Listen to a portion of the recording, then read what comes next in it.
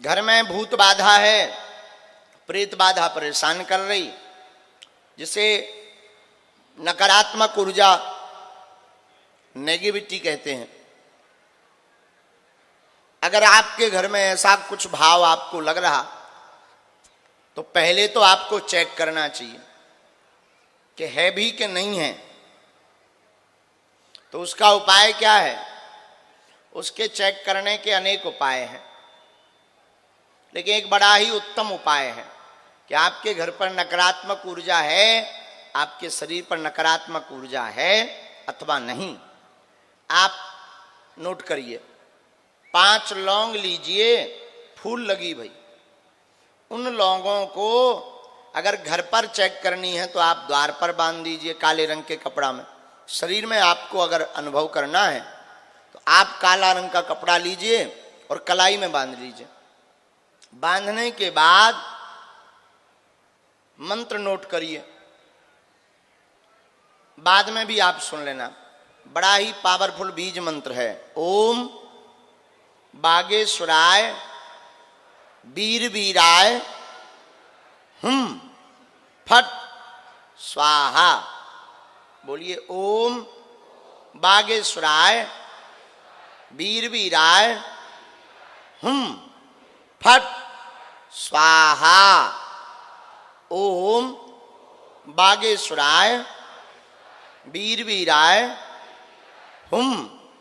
फट स्वाहा। इस मंत्र को 17 बार या 108 बार बोलेंगे तो आप जो है बोल करके लौंगों का कपड़ा हाथ में बांधेंगे। तो अगर हाथ में कोई नकारात्मक ऊर्जा होगी तो आपको बेचैनी होने लगेगी, घबराहट होने लगेगी, बहुत ज्यादा पसीना आना लगेगा, चाहे ठंडी हो चाहे जो हो, चाहे एसी में बैठे हो, पसीना आने लगेगा, शरीर में एकदम चींटी सी काटने लगेगी। अगर घर में बाधा होगी तो भयावह, बांधने वाले व्यक्ति को भयावह डरावने स्वप्न आने लगेंगे। उसी दिन से आप समझ जाइए घर में नकारात्मक ऊर्जा है। अब बंद करना है तो क्या करें? अब भाई खोल तो दिया, ये लगातार ना बना रहे, तो अब मोटर बंद करनी है तो क्या करना चाहिए? तुरंत वह कपड़े की लौंगों को लाकर अपने सिर के ऊपर से उतारा करके बहते जल में उनको बहा देना चाहिए। महाराज उपाय क्या है? फिर ये तो अभी आपने पता किया है कि है भी कि नहीं। फिर आपको अपने घर पर जो है हनुमान चालीसा के रात्रि में 12 बजे से 2 बजे के बीच में हनुमान चालीसा के पाठ आपको 100 पाठ करना है 40 दिन तक। और वो ना कर पाओ तो आप बागेश्वर धाम पर मंगलवार को जो बागेश्वर बालाजी का दरबार लगता है उसमें आकर के बैठ जाओ। कैसी भी नकारात्मक ऊर्जा होगी सब बालाजी के चरणों में बंध जाएगी। विवाहित स्त्री को अपने पुरुष के अलावा पर पुरुष का चिंतन भी नहीं करना चाहिए, वरना नरक की गामनी होती है। ये भगवान ने कहा गोपियों से। और भगवान ने एक बात और कही, भर्तुः शुश्रूणाम स्त्रीणाम परो धर्मो हमायया तद्बंधूनाम च कल्याणः प्रजानाम चानुपोषणम। दोशीलो दुर्भगो वृद्धो जडोरोग्य धनो पिबा। पति गरीब हो, कमजोर हो, बूढ़ा हो, बेसहारा हो, लंगड़ा हो, अंधा हो, पतिव्रता स्त्रियों के लिए पति ही परमेश्वर है।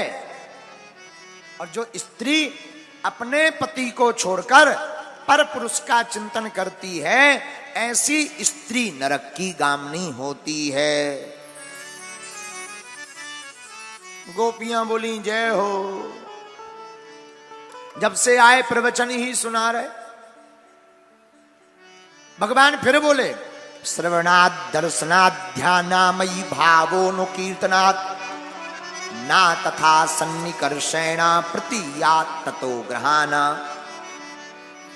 भागवत के 10वें स्कंद के 29वें अध्याय का 27वां श्लोक।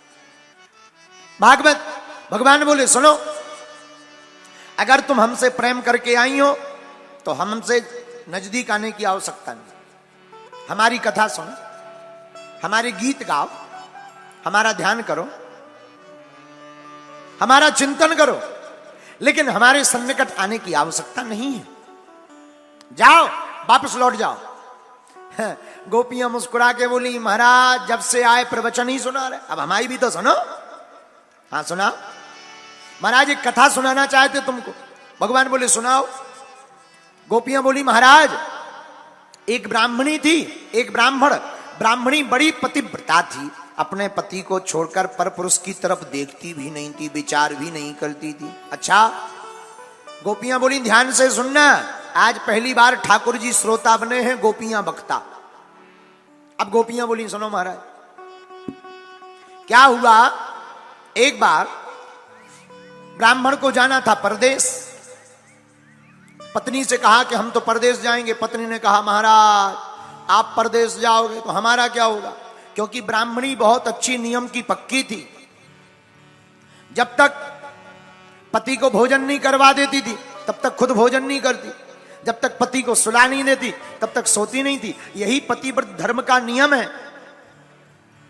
पहले के जमाने में हमने तो देखा है, अपनी माताजी को अभी भी देखते हैं। हमारी माताजी भोजन बनाती हैं तो पहले पिताजी के लिए, बाद में उसी थाली में पाती हैं। ये नियम है, स्त्रियों का ये नियम है। विवाहित स्त्रियों का नियम है, पति का जो शीत प्रसादी है उसमें भोजन करना चाहिए। इससे प्रेम बढ़ता है, प्रीति बढ़ती है, घर में मंगल होता है। पहले के जमाने में माताएं रोटी बनाती थी तो पहली रोटी गाय को, लास्ट की रोटी कुत्ता को। अब थोड़ा मॉडर्न जमाना आ गया। आज की कुछ माताएं, सब नहीं, कुछ, खासकर जबलपुर की नहीं, कहीं और की, आजकल की माताएं पहली रोटी खुद खा जाती, लास्ट की रोटी खसम को। कुछ, सब नहीं। अब आप अर्थ समझ जाओ। खुद गौ माता बनना चाहती। बोलो सीताराम, सीताराम, जोर से बोलो सीताराम, श्री सीताराम। तो ब्राह्मणी का धर्म था, बोली महाराज आप चले जाएंगे, हमारा पतिव्रत धर्म नष्ट हो जाएगा, क्या करें? हाँ एक उपाय। क्या उपाय? बढ़िया उपाय है। हम अपनी मूर्ति बना देते हैं, जो तुम हमारी पूजा करती हैं वो मूर्ति की पूजा करें। पति चला गया परदेश, मूर्ति की पूजा ब्राह्मणी करने लगी। एक दिन मूर्ति रूपी पति को भाव से भोजन करवा ही रही थी, तब तक दरवाजा खटखटाया। कौन? मैं तुम्हारा पति, दरवाजा खोलो। अब ब्राह्मणी करवा रही थी भोजन, उसी बीच में असली पति आ गया। अब वो धर्म में पड़ गई। अगर भोजन छोड़कर जाती है तो प्रतिव्रत धर्म नष्ट होता है, नहीं जाती, दरवाजा नहीं खोलती तो असली पति दरवाजे पर खड़ा है तो पतिव्रत धर्म नष्ट होता। गोपियां हाथ जोड़ के बोली, बताओ ठाकुर जी अब वो ब्राह्मणी करे तो करे क्या? भगवान मुस्कुरा के बोले, बढ़िया उपाय है देवी, चित्र की पूजा तब तक करनी चाहिए जब तक चरित्र में पति ना आ जाए। जितना सेवा बची है वो असली पति की करनी चाहिए, इससे पतिव्रत धर्म नष्ट नहीं होगा। गोपियां सब पैरों में गिर गईं। भगवान बोले, क्या हुआ? गोपियां बोली, महाराज हम यही तो कर रहे हैं। जो हमारे पति हैं वो नकली पति हैं, मिट्टी के पति हैं, वो मिट्टी में मिल जाएंगे। आप परम पति हैं, हम उनको त्याग कर अगर आपकी शरण में आए हैं तो हमने क्या गुनाह किया है?